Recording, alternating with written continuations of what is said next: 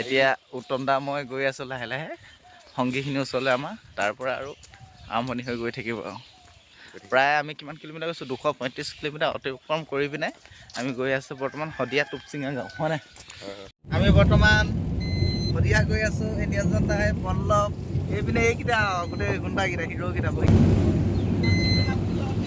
শদিয়া শদিয়া এইটো ৰাস্তা পাৰ হ'ব নোৱাৰি আহিব পৰা নাই গাড়ী আহক ৰখি আছে পাৰ হ'ব পৰা নাই ৰাস্তা এইটো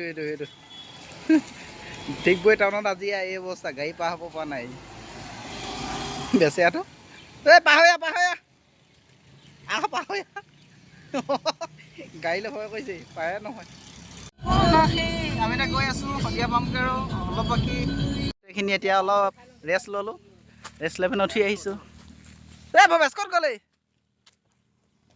শদিয়ালৈ আহি আছোঁ আৰু শদিয়া পাৰ গৈ হাইৱে অকণ দেখাই দিছোঁ গোটেইখিনি লগে ভাগি আছোঁ মোৰ ক'ত গ'লি আমি বৰ্তমান ক'লৈ আহি আছোঁ ৰাজীৱ কাই ঘৰলৈ সেইটো কুকিল অলপ কিবা কিবি কৰি আছে বাহিৰত গৈ আহি এইটো হাইৱে গাড়ী চলি আছে এই জানটো গৈছেহে দেই নিৰঞ্জন নাই পিনে জানটো গৈ আছে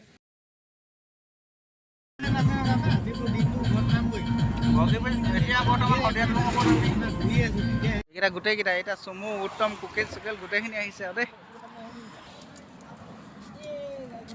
টুকুৰি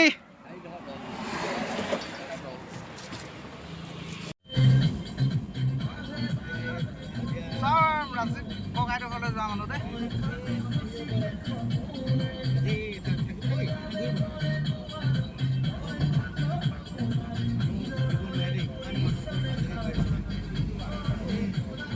মানুহ দেই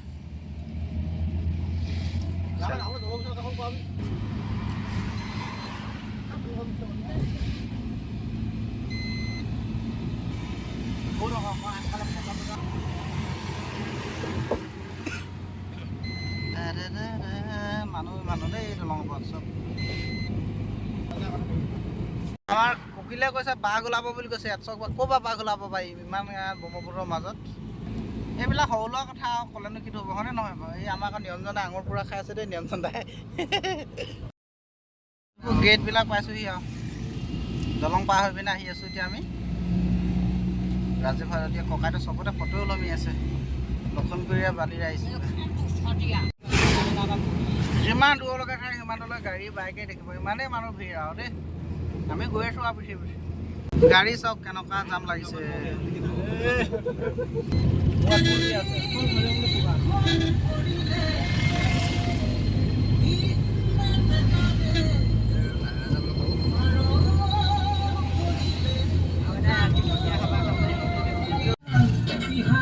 ইমান গাড়ী যাম চাওকচোন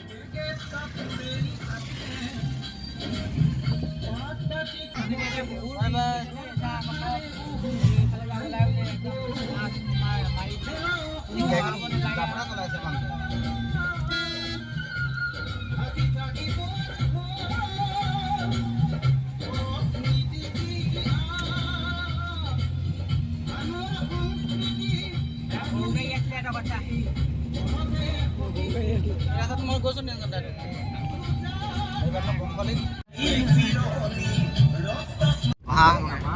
আগলৈকে পিছলৈ গাড়ীয়ে আছে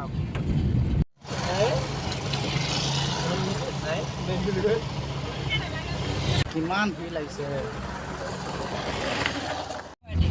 এই সাংবাদিকসকলে দমাই গৈ আছে কেমেৰা কৰিবলৈ এতিয়া ৰাস্তাটো অলপ জাম খুলিছে আকৌ জাম হৈ গ'ল অজস্ৰ গাড়ী ইমান গাড়ী দেই আমি এনেকুৱা পাইছিলোঁ যেতিয়া নৰেন্দ্ৰ মোদী প্ৰথম আহে মিটিঙত পাইছিলোঁ কিন্তু আজি কিন্তু গণশিল্পী ৰাজীৱ শদিয়া ককাইদেউ গাড়ী চব খাই পিনে চালে ক'ব নোৱাৰা মানুহ গাড়ী আৰু দেই বাইকৰ ৰেলী আৰু এইটো এইপিনে গাড়ী ৰেলী এইপিনে বাইকৰ ৰেলী ক'ব লাগিব ন ইমান বাইক গাড়ী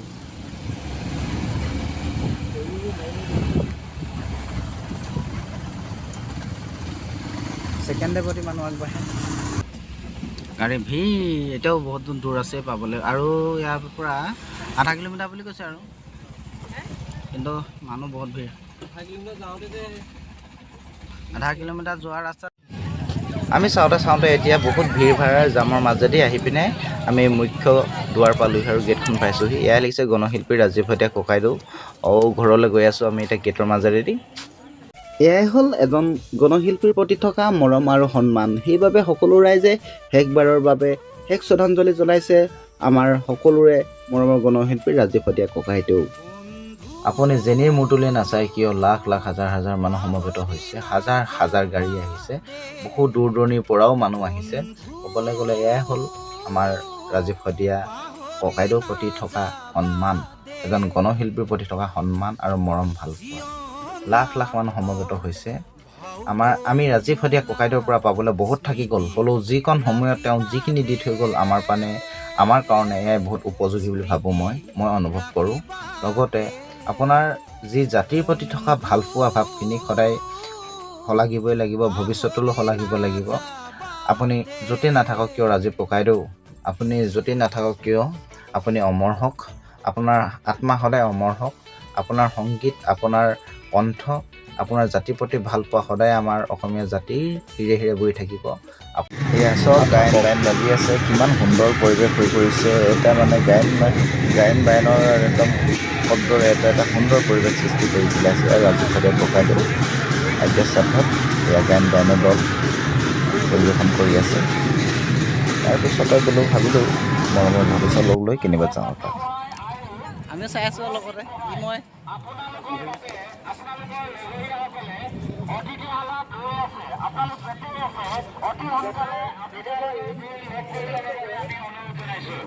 মই কেমেৰাটোকে চাই গৈছোঁ অকৰা মকৰাকৈ কেনেকুৱা দেখিছে নি, ভাল দেখিছে নে বেয়া দেখিছে বুলি। আহকচোন এইবাৰ আমি ভাত খোৱা ঠাইলৈ যাওঁ, ভোক লাগিছে নহয় জানো বাৰু। সেইবুলি মই পথাৰেদি খোজকাঢ়ি গৈ আছোঁ ভাত খাবলৈ বুলি। দেখিছোঁ বহু মানুহে ভাত খাই আছে, হাজাৰ হাজাৰ মানুহে ভাত খাই আছে। ভোজালৈ কক্ষ পাই গ'লোগৈ, লগৰ কেইজনক বিচাৰি ফুৰিছোঁ, নাই ক'তো বিচাৰি পোৱা নাই। মোৰ বেয়াও লাগিছে, ক'ত গ'ল হেৰাই থাকিলে। হঠাৎ মই মানুহ এজন লগ কৰিব যোৱাৰ কাৰণে ইহঁতলোক মোৰ কাষৰ পৰা হেৰাই গ'ল। সেইকাৰণে মই বৰডুম চানেকৰ পাৰ্টি এটা কাষত দিলোঁ থিয় হৈ পিছত। এয়া চাওক মই ভাত আনিবলৈ বুলি গৈছোঁ। এয়া ভোজালৈ কক্ষ। এতিয়া ভাতৰ লগত লাইন বাই ৰখি আছোঁ। এই ককাইটোৱে দালি দি আছে, এনেকৈ ভাত লৈ পানী বটল লৈ পিনে মই ভাত খাই ল'লোঁ। ভাত খাই লৈ পিনে মই ঘূৰি ফুৰিছোঁ, লগৰ কেইজন বিচাৰি ফোন মাৰিলোঁ, ফোন চুইচ অফ দেখাই, ন ৰিচেবল দেখাই, নেটৱৰ্ক নাপায় ইয়াত। তাৰপিছত আহি আছোঁ, ঘূৰোঁতে হঠাৎ কিন্তু দেখি পাই গ'লোঁ এই লগৰ কেইজন, কেইজন ক'লা কেইজন দেখি মোৰ তেতিয়া মনটো অলপ ভাল লাগিছে। সিহঁতি মোক দেখি হাঁহিছে মিচিকি কেনে, মোক বিচাৰি ফুৰিছে, মই ইহঁতক বিচাৰি ফুৰিছিলোঁ বোলে। পিছত দেখি পালোঁ এওঁলোকে ভাত খাইছে। তাৰপৰা মোৰ মনটো ভাল লাগে। তাৰপৰা দেখিলোঁ আকৌ আমাৰ মৰমৰ ভৱেশ ককাইদেউ এয়া ভাত খাইছে চব কেনেকৈ। 3টা একাউণ্টলৈকে মানুহ আহি আছে আৰু এইফালে আছে গাড়ী বহুত লাইন লাগি আছে। 3টা সঁচাই যোনে যি নকওক কিয় এই ল'ৰাজনে কবিতা আকাৰে যিখিনি কথাখিনি কৈছে একদম পূৰা 100% শুদ্ধ কথাই কৈছে। আজিৰ তাৰিখত প্ৰায় এনেকুৱা শিল্পী অনুষ্ঠানত এনেকুৱাবিলাক দেখা যায় অভদ্ৰামী, নহয় জানো? হাজাৰ হাজাৰ মানুহ দেই, সঁচাকৈ চাওকচোন, লাখ লাখ মানুহ। সুন্দৰ লাগিছে। আচলতে এনেকুৱা ধৰণে মানুহৰ মৃত্যুত মানুহ সমবেত ঘটাবলৈ মানুহৰ ভাগ্য লাগিব। এয়া আমাৰ প্ৰয়াত গণশিল্পী ৰাজীৱ শইকীয়া ককাইদেউ, এয়া ভাগ্য বুলি কৈছোঁ মই। তেওঁৰ কাৰণে কিমান হাজাৰ হাজাৰ লাখ লাখ মানুহে নিজৰ কৰ্ম ব্যস্ততা সকলোৰে জীৱন আজিৰ তাৰিখত, তথাপিও নিজৰ কৰ্মক পাহৰি পিনে তেওঁৰ কাৰণে গোটেই সমগ্ৰ বুলি কৈছোঁ, সমগ্ৰ অসমৰ মানুহ আহি পৰিছে। প্ৰত্যেক জিলাই জিলাই মানুহ চাওকচোন। এয়াই আচলতে এজন গণশিল্পীৰ প্ৰতি থকা সঁচা মৰম ভাল পোৱা, নহয় জানো বাৰু? শ্ৰদ্ধাঞ্জলি জনাইছোঁ, মৰম জনাইছোঁ, আজীৱন বুকুত থাকিব। য'তে গীত পৰিৱেশন কৰিবলৈ যাম ততে এটি গীত, তেখেতৰ গীত গাই যাম। এতিয়া পালোহি এয়া লুইনজ্যোতি গগৈ ককাইদেউ আছে। তেওঁ বৌৰ লগত কিবা আলোচনা কৰি আছে। ইয়াত এটা সৰুকৈ ভিডিঅ' কৰি আনিলোঁ।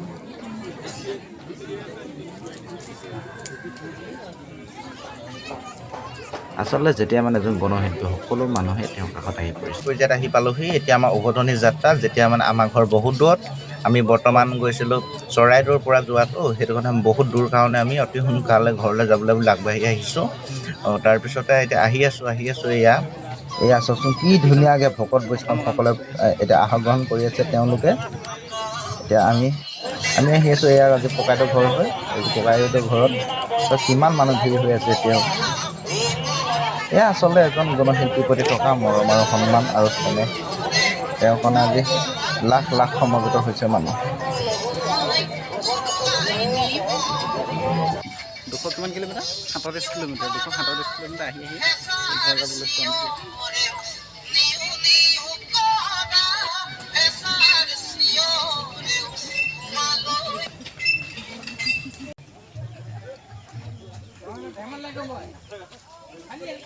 এতিয়াও মানুহ আহি আছে। কেইটা বাজিলে এতিয়া? এতিয়া বাজিলে 4টা বাজি 2 মিনিট। এতিয়াও মানুহ আহি আছে। চাওকচোন আইতাগৰাকী, কিমান বয়সৰ আইতাগৰাকীয়ে লাখুটি এটা লৈ হ'লেও ৰাজীৱ ককাইদেউৰ ঘৰত এষাৰ মাত দিবলৈ আহিছে। লাষ্ট মুহূৰ্তত যাওঁগৈ, বিদায় আৰু মানে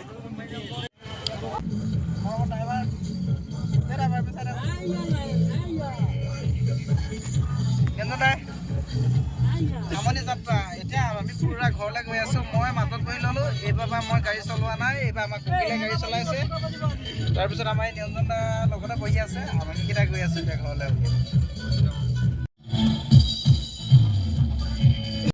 যেতিয়া কাৰোবাৰ প্ৰতি বহুত সঁচা মৰম ভাল পোৱা থাকে, তেতিয়াহে এনেকুৱা আমাৰ দেউতাৰ সমবয়সৰ এজন মানুহে এখন টেম্পুৰ পিছফালে ওলমি হ'লেও শ্ৰাদ্ধ খাবলৈ আহে। চাওকচোন কিমান ভাল পাব লাগিব তেখেতক। এয়াই ৰাজীৱ শইকীয়া ককাইদেউ। চাওঁতে এতিয়া আমি শদিয়া ব্ৰীজ পালোহি। সকলো আমি একগোট হৈ পিনে দুখ মনেৰে উভতি আহি আছোঁ। কাৰণ কিয়, আমি এজন আমাৰ জাতিৰ সত্তাক হেৰুৱালোঁ। সেইজনেই হ'ল প্ৰয়াত ৰাজীৱ শইকীয়া ককাইদেউ। তেওঁ য'তে আছে কুশলে থাকক। আমি এতিয়া শদিয়া ব্ৰিজৰ ওপৰত উঠি আছোঁ। একদম ঘৰলৈ বুলি ওলাই আছোঁ আৰু উত্তম সামনি একদম সামনিয়া গৈছোঁগৈ। এইপিনে ভৱেশ, এইপিনে কুকিল, এইপিনে চৰত সেইকেইটা পোৱালিকেইটা ফটো মাৰি আছে। এইপিনে আমাৰ জানটো চিন্তা, ৰাণুমাইক লগত লৈ অহা নাই কাৰণে জানটো চিন্তা। জানটো এইটোকে চাই আছে। নিৰঞ্জন দাই আছে। আমি এতিয়াও গৈ আছোঁ ঘৰ পোৱাগৈ নাই। পূৰা 12টা বাজি গ'ল আৰু আমাৰ ঘৰলৈ আছে প্ৰায় 18 কিলোমিটাৰ। হ'লেও গৈ আছোঁ আৰু দুখে সুখে। গোটেইকেইটা চব শুই গৈছে। আমিকেইটা সাৰ পাই গৈছোঁ। নিৰঞ্জন দাই, ভৱেশ, মই এইখিনি চব শুই গ'ল। মইতো গাড়ী চলোৱা ন আজি, উপায় নাই আৰু। আজিলৈ ভিডিঅ'টো ইমানতে সামৰণি মাৰিছোঁ। যদি ভিডিঅ'টো বনাওঁতে যদি কিবা ভুল হৈছিল, আপোনালোকে মোক নিজৰ ককাই ভাই বুলি বা ভাই বন্ধু বুলি ক্ষমা কৰি দিব। আৰু এয়াই আছিল ৰাজীৱ শইকীয়া ককাইদেউৰ আদ্য শ্ৰাদ্ধৰ এটি ভিডিঅ'।